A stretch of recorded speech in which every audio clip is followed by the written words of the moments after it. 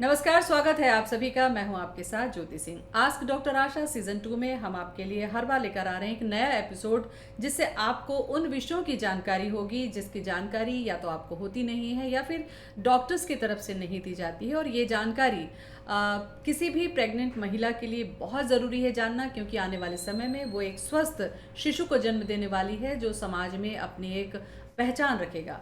तो इस पर आज हम चर्चा करेंगे। कौन सा वो विषय होगा वो मैं आपको बताऊंगी। सबसे पहले डॉक्टर आशा, बहुत बहुत स्वागत है। नमस्कार। आज हम चर्चा करेंगे, पिछले के 2-3 एपिसोड में हमने चर्चा की थी कि जांच क्यों इतनी महत्वपूर्ण होती है, और बहुत सारी जांच डॉक्टर्स लिखते हैं। लेकिन प्रेगनेंसी में अगर हम देखते हैं तो सोनोग्राफी एक बहुत बड़ा रोल होता है, जिसमें अलग अलग महीने में अलग अलग जांच होती है। लेकिन ब्लड टेस्ट भी उतने ही ज़्यादा मायने रखते हैं। आज एक टेस्ट की चर्चा मैं आपसे करूंगी जिसे हम NIPT कहते हैं। और ज़्यादातर लोगों को नहीं पता है कि NIPT क्या होता है। और जो दूर दराज की महिलाएं हैं या जो मिडिल क्लास फैमिली की महिलाएं हैं जिन्हें जांच लिखी जाती है, वो करवा लेती हैं और कई बार इग्नोर भी कर देती हैं। तो वास्तव में आज हम चर्चा करेंगे कि NIPT है क्या और इसकी क्या ज़रूरत होती है प्रेगनेंसी में। आपने एक बहुत कठिन पर बहुत ज़रूरी विषय उठाया है। आप इसके लिए बहुत बहुत अभिवादन की पात्र हैं। देखिए, NIPT का फुल फॉर्म यदि हम देखें तो that is non invasive pregnancy testing. Non invasive मतलब कि इसमें हम बच्चे को या गर्भ को कोई भी छेड़छाड़ नहीं करते हैं। ये माता के रक्त से होती है। जैसे आपका हीमोग्लोबिन टेस्ट होता है, बिल्कुल उसी तरह ये जांच माँ के रक्त से होती है। और इसमें हम क्या जांचते हैं? जब बच्चा माँ के अंदर होता है तो बच्चे की कुछ सेल्स माँ के ब्लड में आ जाती हैं। तो माँ के ब्लड में उसकी अपनी सेल्स होती हैं, उसके अलावा कुछ DNA होता है जो DNA बच्चे से आता है। इसको सेल फ्री DNA कहते हैं। तो इस सेल फ्री DNA से ये पता चल सकता है कि बच्चा पूरी तरह स्वस्थ है या उसके अंदर डाउन सिंड्रोम या उस तरह की कोई बीमारी तो नहीं है।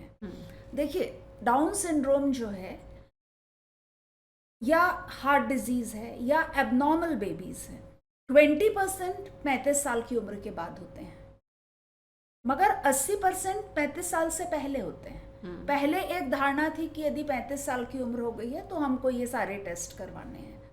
मगर आज चूंकि बच्चों की संख्या कम हो गई है, हर प्रेगनेंसी प्रेशियस हो गई है, क्योंकि लोगों को 1 या 2 प्रेगनेंसी ही चाहिए और हर किसी को स्वस्थ बच्चा चाहिए।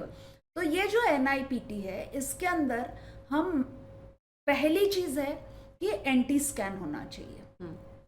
अब ये जो एंटी स्कैन हुआ, उसी दौरान आप माँ का रक्त भी ले लेंगे, जिससे कि बच्चे के साइज से वो कोरिलेट हो पाए।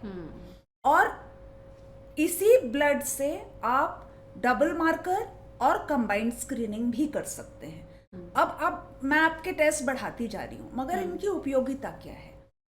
डबल मार्कर एंटी स्कैन जब हम करते हैं तो आजकल इसको हम केवल एंटी नहीं कहते हैं, एंटी प्लस लेवल 1 एनॉमली कहते हैं। इसका मतलब ये है कि जब बच्चा बहुत छोटा है, मैक्सिमम 7 से 8 सेंटीमीटर का बच्चा है, उस दौरान उसका अंग सारे बन चुके हैं। अच्छा, उतनी छोटी साइज में भी पूरा बच्चा बन चुका अंग होता है? पूरे बन चुके हैं। अच्छा। उसके अब क्या है, अब उन अंगों को बड़ा होना है। पर कुछ चीजें ऐसी हैं जो बन गई हैं, जो परमानेंट हैं। जैसे बेबी का हेड है, अब वो हेड पूरा बना है या नहीं बना है, ये आपको इस समय भी पता चल जाएगा। यदि ब्रेन के अंदर 2 हिस्से हमारे बराबर होते हैं, यदि ये 2 हिस्से नहीं हुए हैं, एक सिंगल बॉल जैसा ही है, तो भी हमको पता चल जाएगा। तो लेवल 1 एनॉमली में हमें ये पता चल जाता है कि बहुत सारी स्ट्रक्चरल प्रॉब्लम्स, मान के चलिए जितनी भी स्ट्रक्चरल प्रॉब्लम्स होती हैं, उसमें से 50% आप इस स्कैन में डिटेक्ट कर सकते हैं। अच्छा। तो इसलिए एंटी स्कैन भी जरूरी है विद लेवल 1 एनॉमली स्कैन। ये आपको ये भी बताता है कि साथ में बच्चे के अंदर डाउन सिंड्रोम होने के चांसेस हैं क्या। मैंने आपको पिछली बार बताया था, बच्चे की गर्दन के पीछे चमड़ी में और हड्डी के बीच में यदि पानी जमा हो जाता है तो वो पानी कितना है वो इस बात को दिखाता है कि बच्चे को डाउन्स की संभावना है, या बच्चे के हार्ट में कोई प्रॉब्लम हो सकता है क्या, या किसी भी तरह की एबनॉर्मेलिटी वो इंगित करता है, वो डायग्नोस नहीं करता है। तो जब उसने इंगित किया है तो आपको टेस्ट करने हैं, ये एक बात है। अब डबल मार्कर के अंदर हम कंबाइंड स्क्रीन करना प्रेफर करते हैं। क्यों? आपको पता है भारत में आज गर्भवती महिलाओं की या माता की जो मृत्यु दर है वो सबसे ज्यादा, उसकी वजह क्या है आप बताइए? डिलीवरी के समय में क्या कुछ लापरवाही हो? नहीं, या ब्लड लापरवाही की कमी नहीं, हो? खून की कमी, हाँ। ब्लड प्रेशर ज्यादा होना, ज्यादा ब्लीडिंग हो जाना, ये बहुत इंपॉर्टेंट कारण है। मगर अभी सबसे इंपॉर्टेंट कारण, सबसे ज्यादा मौतें आपकी हो रही हैं हाई ब्लड प्रेशर। जो माँ को ब्लड प्रेशर ज़्यादा हो जाता है उससे माता और बच्चे को दोनों को खतरा होता है। तो अब इससे जब हम PLGF करते हैं और एंटी स्कैन के दौरान ही यूट्राइन आर्टरी, जो आर्टरी माता से प्लेसेंटा को ब्लड सप्लाई करती है, यूट्रस को ब्लड सप्लाई करती है, उसके अंदर के प्रेशर को जब हम चेक करते हैं तो इसको हमने कंबाइन कर लिया। माँ के दोनों हाथों से आपने ब्लड प्रेशर लिया, 10 मिनट शांति से बिठा के, इस तरह से बिठा के आपने माँ का ब्लड प्रेशर लिया। उसके अलावा उसकी हाइट वेट नापी, BMI निकाला और यूट्राइन आर्टरी का प्रेशर देखा। 90% केसेस में आप बता सकते हैं कि इसको क्या ब्लड प्रेशर आगे बढ़ेगा, सिर्फ इतने से। मगर यदि आप इसमें टेस्ट ऐड कर देते हैं तो आपको 95% से ज्यादा श्योरिटी है कि इस मदर को आगे ब्लड प्रेशर बढ़ेगा क्या। आगे मतलब जो प्रेगनेंसी के मंथ आगे बढ़ने वाले हैं, जी हाँ, 6वें 7वें 8वें महीने में, वो उस समय। और यदि उस समय ब्लड प्रेशर बढ़ेगा तो बच्चे को भी खतरा है, माँ को भी खतरा है। और सबसे खूबसूरत बात यह है कि यदि इस दौरान आपने चेक कर लिया तो आपके पास दवाई है, आप दवाई देकर उससे होने वाली हानि को रोक सकते हैं। इसलिए 12 से 13 हफ्ते का ये जो स्कैन है, ये गोल्ड स्टैंडर्ड है, इसकी बहुत ज़्यादा आवश्यकता है। क्योंकि आज आपने दवाई दे दी, कल उस माँ का ब्लड प्रेशर बढ़ेगा ही। ब्लड प्रेशर बढ़ेगा भी तो बच्चे को उतना नुकसान नहीं होगा, तो हम बच्चे की सुरक्षा कर पाएंगे। प्लस यदि हमें पता है कि इस माँ का BP बढ़ने वाला है तो हम उसके लिए ज़्यादा सतर्क रहेंगे, तो किसी भी अनहोनी से हम बचा पाएंगे। ये एक कंबाइंड स्क्रीनिंग है जिसमें आप ड्यूअल मार्कर करते हैं और PLGF करते हैं, और इसको आप कंबाइन करते हैं यूट्राइन आर्टरी के प्रेशर से और माता का हाइट वेट, उसका रेशियो और दोनों हाथों से लिया हुआ ब्लड प्रेशर। ये सारा कुछ इस ब्लड जांच से ये तो फिजिकली करना है, फिजिकली करना है, और उसके साथ ब्लड जांच में आपको डबल मार्कर कंबाइंड स्क्रीन करना है। अब हम आ जाते हैं NIPT पे। अब NIPT क्या है?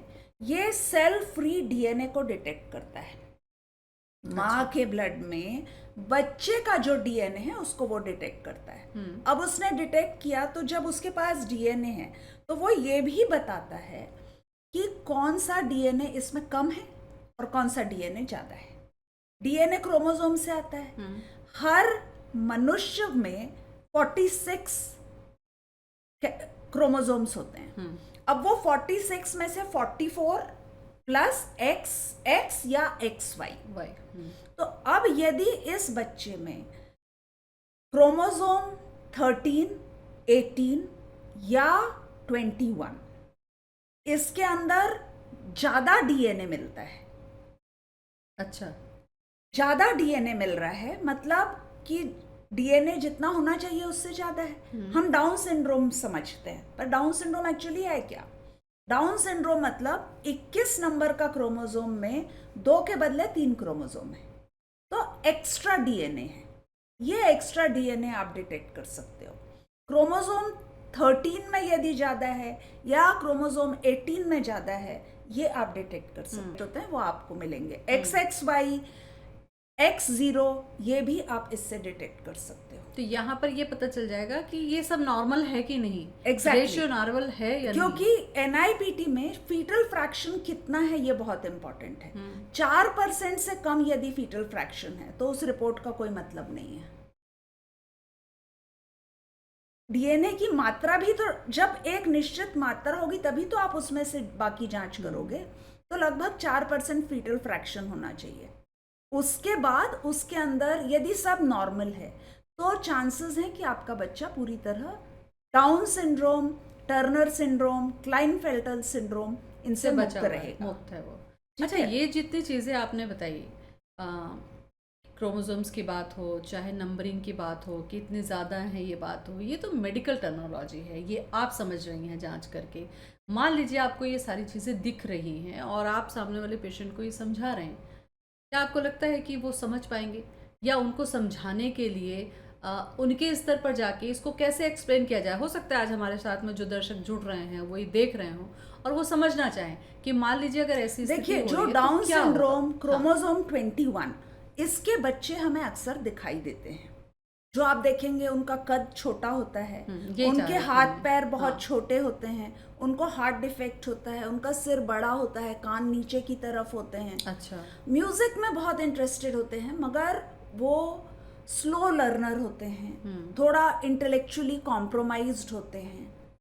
ये सारी ये चीजें, जांच आपको तब पता चल जा रही ये है जिस आपको समय आपने 12 हफ्ते में आपने जो जांच कराई है। जी। अब यहाँ पर आपको ऐसी चीजें दिख रही है कि एबनॉर्मल चीजें हैं। देखिए, डाउन सिंड्रोम यदि क्रोमोसोम 21 वाला प्रॉब्लम है तो फिर? बच्चे पैदा भी हो जाते हैं और जिंदा भी रहते हैं। अच्छा। मगर जो क्रोमोसोम 13 है या क्रोमोसोम 18 है, इनके जो डिफेक्ट्स होते हैं वो कंपैटिबल विथ लाइफ ही नहीं होते हैं। तो वो बच्चा हो सकता है एंड तक कैरी हो और उसके बाद न रहे, तो वो बहुत ज्यादा बड़ा झटका है। देखिए, हम यदि कोई काम खुद करते हैं उससे हमें कम पीड़ा होती है, वो हमें जबरदस्ती करना पड़ता है तो बहुत ज्यादा पीड़ा होती है, और यदि उस पर हमारा बस ही ना हो तो बहुत लंबा मन पे चोट लगती है। तो क्रोमोसोम 13 जैसे है, उस क्रोमोसोम 13 के अंदर आप देखेंगे हार्ट में भी डिफेक्ट है, ब्रेन में डिवीजन ही नहीं हुआ है।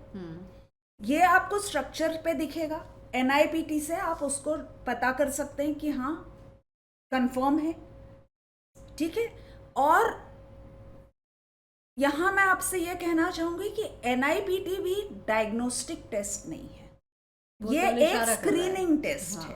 तो यदि इसकी कंफर्मेशन के लिए फिर कुछ हम और यदि हमको स्ट्रक्चरली प्रॉब्लम मिल रही है तो एनआईपीटी की जरूरत नहीं है।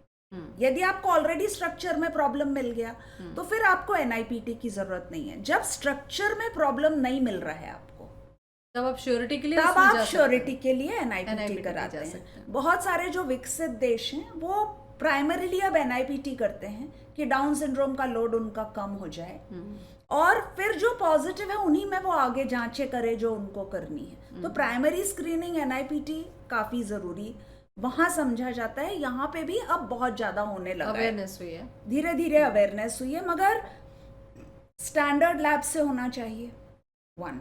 नंबर 2, जो फीटल फ्रैक्शन है वो 4% होना चाहिए, तब आप उसकी रिपोर्ट को मान सकते हैं। डबल मार्कर कभी भी स्टैंड अलोन टेस्ट नहीं है।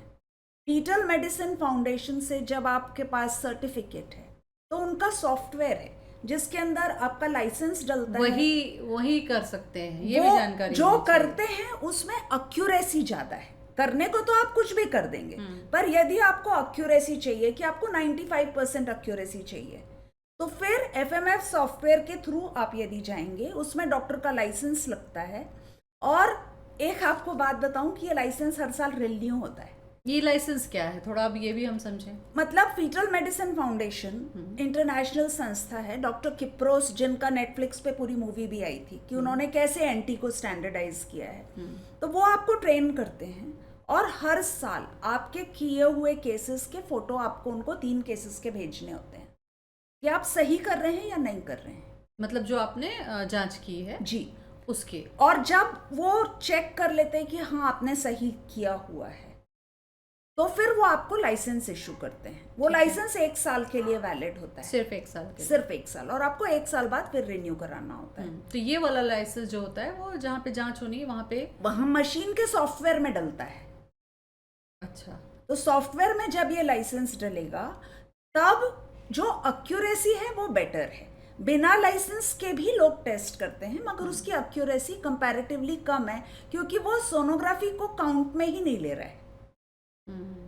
जो सोनोग्राफी हुई है वो अकाउंट भी तो होना चाहिए ना, बच्चे की लंबाई कितनी है, पीआई क्या अच्छा, है, ये भी देना है उसको साथ में, आपको पूरी रिपोर्ट देनी पूरी पड़ती रिपोर्ट है, देनी पड़ती पूरी रिपोर्ट देनी तब वो एनआईपीटी भी एनआईपीजी नहीं, double marker double marker combined combined screen. और एनआईपीजी के लिए आपको डेट सही देनी पड़ती है। तो जो डेटिंग स्कैन है कि बच्चा कितना बड़ा है सीआरएल से, वो आपको देना पड़ता है।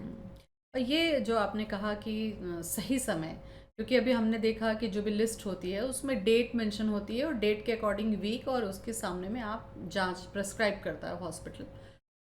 कई बार ऐसा होता है कि मान लीजिए ये 12 हफ्ते जो है वो निकल चुके हैं, किसी महिला को पता ही नहीं है, और हो सकता है वो फर्स्ट टेस्ट के लिए ही आपके पास 4 मंथ में या 16-17 वीक में पहुंचती है, तब कितने चैलेंजेस होते हैं डॉक्टर के पास जिसकी जांच ही नहीं हुई है अब तक। देखिए, जिसकी अभी तक जांच ही नहीं हुई है, और एनआईपीटी पे कैसे जाएंगे फिर यहाँ पर? एनआईपीटी पे जाने का बहुत ज़्यादा यूज़ नहीं है। आपको उस समय एक अर्ली एनोमली स्कैन करना होगा, पूरी तरह आप चेक करिए। मगर देखिए, जो चीज़ें 12 हफ्ते पे डिटेक्ट हो सकती हैं वो 16 हफ्ते पे नहीं हो सकती। ऐसा क्यों? हमें तो ये लगता है कि 12 हफ्ते के बाद तो और अच्छा दिखना चाहिए। एक आम जो व्यक्ति जो यही ऑर्गन्स सोचता है, है। जो ऑर्गन्स हैं वो अलग अलग स्टेज में अलग अलग साइज के होते हैं, अच्छा, उनके कैरेक्टर अलग अलग होते हैं। यदि आपको मैं दिखाऊं तो जो ह्यूमन शिशु होता है ना, वो एक सिंगल सेल से बड़ा होता है, तो बीच में वो टैडपोल जैसे दिखता है, कभी थोड़ा चिड़िया जैसा दिखता है, कभी थोड़ा चूहे जैसा दिखता है। धीरे धीरे वो मनुष्य का शेप आकार बाद में लेता लेता है, जाता है धीरे धीरे। धीरे धीरे। तो बात यह है कि स्टैंडर्डाइजेशन भी तो होना चाहिए ना। यदि आपको कंपेयर करने के लिए कोई पैरामीटर ही नहीं है तो आप उसको कैसे कंपेयर करेंगे? एनटी के पैरामीटर्स हैं, स्टैंडर्डाइज्ड हैं, और उस पर बहुत ज़्यादा स्टडीज़ हैं। तो एनटी का यदि हमारे पास है डाटा कि स्टैंडर्डाइज किया हुआ है, पर यदि स्टैंडर्डाइज्ड ही नहीं होगा तो आप क्या करेंगे? आपके पास उस तरह का पूरा स्टैंडर्डाइज डेटा अलग अलग टाइम पे हर चीज़ का नहीं है। स्ट्रक्चर आप देख सकते हैं, जो बड़ा हो गया है उस स्ट्रक्चर को आप देख सकते हैं, मगर आपको हमेशा कंपेयर करना होता है। वो नहीं मिलेगा आपको वो इस केस में हर चीज पे आपको मिलेगा नहीं। डबल मार्कर केवल 84 मिलीमीटर साइज तक ही होता है। अच्छा, बच्चा ये भी 84 ध्यान mm रखना से ज्यादा हो गया तो वो नहीं होगा। और ये कितने महीने में, कितने सप्ताह में हो जाएगा? 13 हफ्ते 6 दिन। मतलब 13 हफ्ते 6 दिन में ही आपको ये जांच के पहले ही करनी है आपको। मतलब आपको 45 mm से लेके 84 mm के बीच में करना है। यदि उससे बड़ा है या उससे छोटा है, दोनों स्थिति में वो नहीं होगा। और ट्रिपल मार्कर को आजकल स्टडी करके पता चला है कि वो कोई काम का टेस्ट नहीं है, तो अब आपको क्वाड्रिपल मार्कर करना है। अच्छा, अब ये क्वाड्रिपल मार्कर जिसके अंदर 4 अलग अलग चीजें टेस्ट होती हैं, पर इसमें पीएलजीएफ का जो फायदा आपको मिलना था, पीएलजीएफ आप करेंगे जिससे ब्लड प्रेशर का पता चलता है, वो नहीं पता चलेगा, क्योंकि पीएलजीएफ को जब हम 12-13 हफ्ता पे करते हैं उसकी रिपोर्ट आती है। तो यदि हमको पेशेंट को दवाई ऐड करनी है जिससे उसका प्लेसेंटा नॉर्मल हो, तो प्लेसेंटा तो 5 महीने में पूरा बन गया, अब उस पर कोई दवाई असर नहीं करने वाली, वो शुरू में ही करेगी असर, तो वो आपको उसी वक्त देना पड़ेगा। तो जो बन चुका उसमें आप कोई परिवर्तन कर नहीं पाएंगे।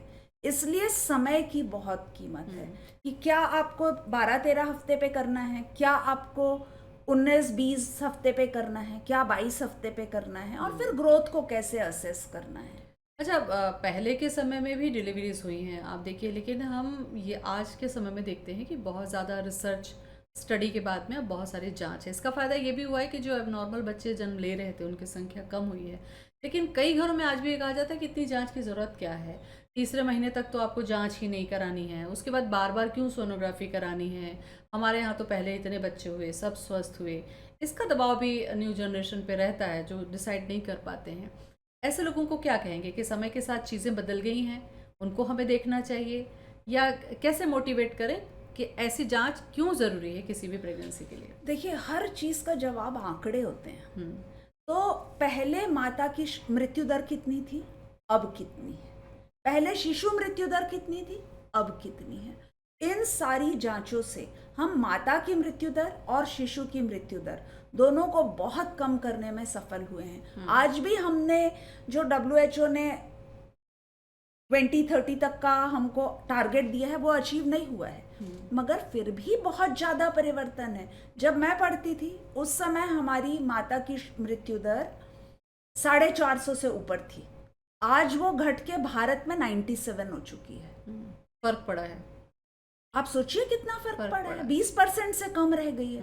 तो ये फर्क क्यों पड़ा है? इसीलिए पड़ा है क्योंकि आप बीमारियों को समय के पहले पकड़ लेते हैं, आप उनका इलाज कर लेते हैं, और यदि कोई चीज़ इलाज करने लायक नहीं है तो कंट्रोल करके, मॉनिटर करके आप माता और शिशु दोनों का ध्यान रख सकते हैं। शिशु मृत्यु दर, पहले के समय में इतने ज़्यादा बच्चे मरते थे, आज नर्सरी की सुविधाएं बढ़ गई हैं। छोटे छोटे बच्चे, मेरे खुद का 800 ग्राम का एक बच्चा जो हमको निकालना पड़ा था, एग्जैक्टली 6 महीने हुए थे और मदर का बीपी भी बढ़ गया, पानी फूट गया, पर 800 ग्राम का वो बच्चा भी पूरी तरह स्वस्थ है। तो ये आज वो सरवाइव कर गया अच्छे से, बहुत अच्छे से सरवाइव कर गया। आज वो 1.5 साल से ऊपर का है। अच्छा। सो आपको समझना होगा कि एडवांसेस जो हुए हैं, पर ये क्यों हुआ? क्योंकि हम मॉनिटर कर पाए ना कि इस पेशेंट को ये प्रॉब्लम है, कि इस पेशेंट को ये प्रॉब्लम आ सकता है, इस पेशेंट को ये प्रॉब्लम है। समय पर इलाज हुआ, समय पे बच्चे को नर्सरी हैंडओवर हुआ, नर्सरी में भी इतनी ज्यादा सुविधाएं बढ़ गई हैं। तो सब मिला के कंबाइंड एफर्ट है। दूसरी तरफ ये कि प्रेगनेंसी में जो वेट बहुत ज़्यादा बढ़ता है, सांस फूल रही है, स्वेलिंग आ रही है, बीपी है, लोगों को लगता है कि ये तो सब नॉर्मल है क्योंकि पेट में बच्चा बढ़ रहा है तो ये सारी चीज़ें नॉर्मल है। अब मान लीजिए ये सारी जांच नहीं हुई है तो ब्लड प्रेशर कैसे जानलेवा हो सकता है किसी भी माँ और बच्चे के लिए, जिसमें NIPT जांच में हम बहुत सारी चीज़ें पता कर लेते हैं। ये कैसे ऐसा होता है कि ब्लड प्रेशर के लिए NIPT नहीं है, वो डाउन सिंड्रोम, ट्राइजोमी और मोनोजोमी उसी के लिए है। ठीक है। PLGF जो टेस्ट हम करते हैं, यूट्राइन आर्टरी का जो प्रेशर देखते हैं 12 हफ्ते पे, उससे हमें आगे ब्लड प्रेशर का पता चलता है। और आप सोचिए कि यदि मदर का ब्लड प्रेशर उसने कभी जांच नहीं कराई, पेरीफेरी में क्या हो रहा है कि उनने नहीं जांच कराई है, पता नहीं चल रहा है, सूजन आ गई है, तो एक हद तक सूजन को नॉर्मल माना जाता है। हाँ। मैं भी आपसे कहूंगी एक हद तक सूजन नॉर्मल है। कहाँ? जिसको हम मेडिकल लैंग्वेज में कहते हैं डिपेंडेंट पार्ट्स में, मतलब पैर लटक रहे हैं तो पैर में थोड़ी सूजन है, वहां तक ठीक है, मगर घुटने के ऊपर सूजन इज नॉट नॉर्मल, चेहरे पे सूजन इज नॉट नॉर्मल, पेट पे यदि आपके सूजन आ रही है दैट इज नॉट नॉर्मल। तो ब्लड प्रेशर बढ़ने से माँ को झटके तक आ सकते हैं, और झटके आने पे इलाज सिर्फ ये है कि आप बच्चा निकालें। अब वो बच्चा यदि केवल 6.5 महीने का है, यदि वो 800, 900, 1000 ग्राम का है, तो आप सोचिए उसकी लाइफ भी कितनी डिफिकल्ट है। और वो डॉक्टर तक सही समय पे पहुंच पाती है कि नहीं, ये भी एक बहुत बड़ा इशू, ये बहुत बड़ा इशू है। तो जो आज मैटरनल डेथ्स हैं वो इसी वजह से ज़्यादा हो रही हैं, ब्लड प्रेशर के कारण, जिसको जागरूकता होना ज़रूरी है।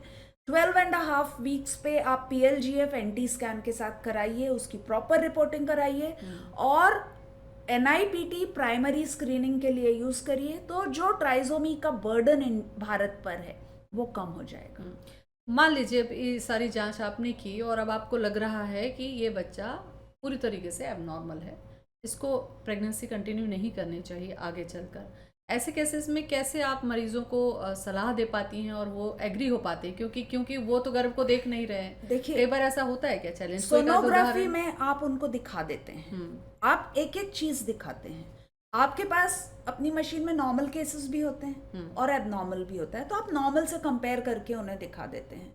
और मैं किसी मरीज को ये नहीं कहती कि आप इसका अबॉर्शन कराइए, मैं नहीं कहती हूँ, क्योंकि आपको अबॉर्शन कराना है या नहीं, ये पूरी तरह उस गर्भ के माता पिता का अधिकार है। बिल्कुल। तो हम उनको केवल ये बता सकते हैं कि देखिए ये प्रॉब्लम्स हैं, ये बच्चा आगे चल के इस दिक्कत में पड़ सकता है। हाँ। और इनमें तो डेफिनेटली पड़ेगा। ये बच्चा हो सकता है 5वें महीने में, 7वें महीने में, 8वें महीने में पेट में ही खत्म हो जाए। या ये बच्चा यदि जन्म लेगा तो इसके अंदर ये डिफेक्ट है जिसकी वजह से ये जी नहीं पाएगा। तो आप जब भी पैदा करेंगे आपके हाथ में बच्चा नहीं आएगा, आप सारी बातें बताते हैं। इसके रिवर्स में भी बात होती है कि पेशेंट बोलता है कि भाई बताइए कोई डिफेक्ट तो नहीं है। अब भाई पैर जरा सा बच्चे का टेढ़ा है, जरा सा उसका पैर टेढ़ा है, ये तो कोई मौत का कारण नहीं है ना। पर पेशेंट सोचते नहीं नहीं हमको तो परफेक्ट बच्चा चाहिए। उनको हम रिवर्स समझाते हैं कि भाई ये पैर तो पैदा होने के बाद 1 साल में ठीक हो जाएगा। अच्छा, ठीक हो जाएगा, इसका थोड़ा सा ऑर्थोपेडिशियन मैनेज करेगा, ठीक हो जाएगा, आपको टेंशन लेने का नहीं है। क्योंकि फीटल मेडिसिन का मतलब फेटल मेडिसिन या बच्चे को मारो नहीं है। इसका अर्थ यह है कि जो शिशु हो वो स्वस्थ हो। यदि वो किसी तरह से कॉम्प्रोमाइज्ड है तो उसके कॉम्प्रोमाइज को हम कम कर सकें, और यदि उसमें जीने की ताकत है तो हम उसको जीने में मदद करें। उसके लिए ये सारे टेस्ट हैं। एबनॉर्मलिटी भी बताते हैं, रिस्क भी बताते हैं, और उस रिस्क का इलाज हम कर पाएं उतना हमको इन्फॉर्मेशन देते हैं। बिल्कुल। तो काफ़ी अहम चर्चा हमने की कि क्यों ज़रूरी है एनआईपीटी और डबल मार्कर जैसे जो टेस्ट हैं वो क्या बताते हैं आपको, क्योंकि पहले के समय में आपने देखा होगा कि समाज में बहुत सारे ऐसे लोगों को हमने देखा जो सामान्य नहीं थे। धीरे धीरे साइंस ने जब, टेक्नोलॉजी ने जब आगे ग्रो किया तो हमें ये समझ में आया कि अगर ये जांच गर्भ के दौरान हो जाती तो शायद ये धरती पे नहीं आते, या उनको ट्रीटमेंट मिल चुका होता, वो भी एक सामान्य ज़िंदगी जी रहे होते। तो गर्भावस्था एक बहुत ही संजीदा, बहुत ही संवेदनशील वक्त होता है किसी भी महिला के लिए। तो कोशिश करें कि जो डॉक्टर आपको एडवाइस कर रहे हैं कि इस सप्ताह में ये जांच होनी है तो उसे आप करवाइए, क्योंकि आने वाले समय में आप एक स्वस्थ शिशु के माता पिता ज़रूर बन सकते हैं। बहुत बहुत शुक्रिया डॉक्टर आशा, हमसे चर्चा के लिए। बहुत बहुत धन्यवाद। नमस्कार।